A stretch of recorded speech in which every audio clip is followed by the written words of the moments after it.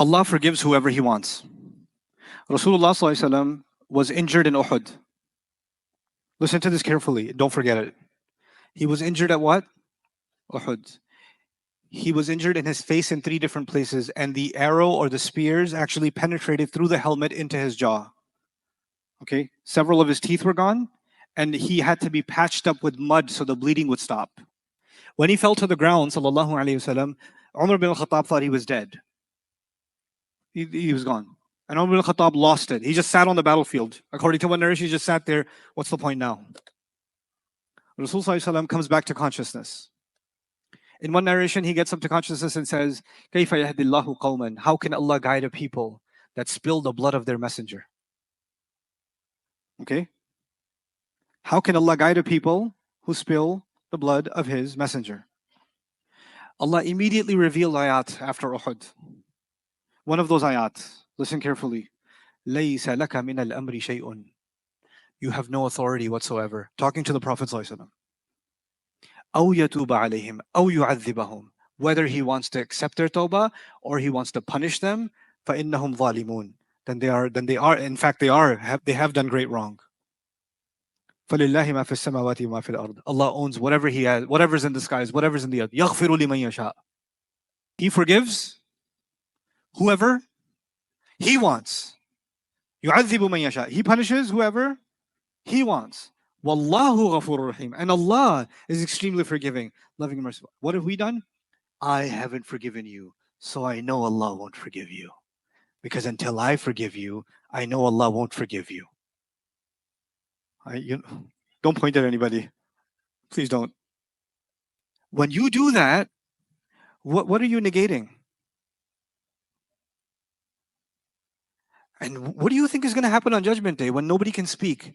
You're going to be like, excuse me, Allah, you're about to forgive this person, but I haven't forgiven them yet. So can you let them at least 1 weekend in the barbecue before, because I have an issue. You think you're going to be concerned about raising an issue about somebody else? And do you think that on Judgment Day, somebody will feel like, I don't know how he got away. I'm still mad. How can they get away? And some people live in the anxiety that someone who has done them wrong might be forgiven on Judgment Day because they've changed. They have this anxiety. This person changed, but I didn't forgive them. So why is Allah? It's not fair. Allah's going to forgive them. They got away with it. That, even to the Prophet of Allah, sallallahu alaihi wasallam, Allah told the Prophet sallallahu alaihi wasallam, "You're a slave. Act like it. Be a slave. Forgiveness and punishment is not yours. It's whose? It's Allah's. Stop thinking you have a say in it for anyone else. Let it go, because that's part of being a what? Being a slave. Their matter is with who? فَأَمْرُهُ إِلَى اللَّهِ. His matter is with Allah. It's not your problem. Because you yourself and I myself are slaves of Allah, and so are they. If they've done wrong to me, firstly, if they've done wrong to me, they've first done wrong to Allah. Because Allah told them not to do wrong to me.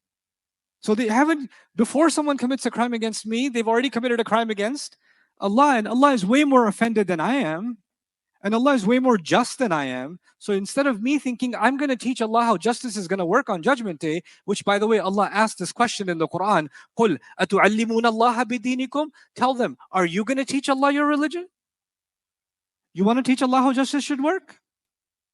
This like anxiety of making sure someone pays takes us so far, we start questioning the wisdom and the justice of Allah, and we stop forgetting that we're slaves of Allah, honestly. Honestly, it's scary to me. To me, it can be rooted in pain. I get it. You were wronged. I was wronged. It's rooted in pain, but you cannot allow that pain to turn you into a pharaoh. You cannot allow that pain to project some kind of authority on Judgment Day. That is too far. Don't do it to yourself. That'll destroy you spiritually. It'll just destroy you. Whether Allah forgives them or not, Allah knows their deal better than you and me. I know one thing, Allah will never be unfair to me. Allah even said, يَشْفِي صُدُورَ قَوْمٍ مُؤْمِنِينَ. Allah will heal the hearts of a believing people. Is that enough for me to hear? Allah will heal the hearts? Yeah. You're like, I don't want my heart healed. I like this pain. And I enjoy this. No, some people do. They do. They're addicted to the pain. And they're like, I want to feel the sensation of getting revenge. I'm waiting for that high.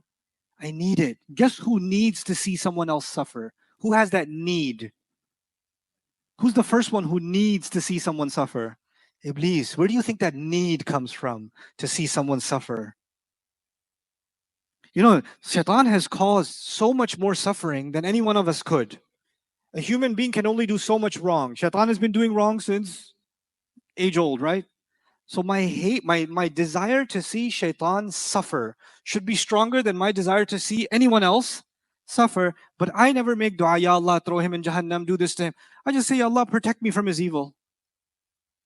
That's it. That's all I say. A'udhu billahi minash shaitanir rajim. Why? Because who's going to deal with him? That's Allah. I'm not going to stand over Jahannam and say, Ya Allah, burn him good. Yeah, right there. Yeah, that spot. That he cried extra on that spot. Where did you get this from? This insatiable thirst for revenge and exacting pain on someone else. You know, justice is, we should want justice. It's a human nature to want justice. But you just have to rely on, first of all, if there's worldly means to seek justice, do it. And if there's no worldly means to seek justice, then amruhu ilallah. Allah is more just than I can ever be.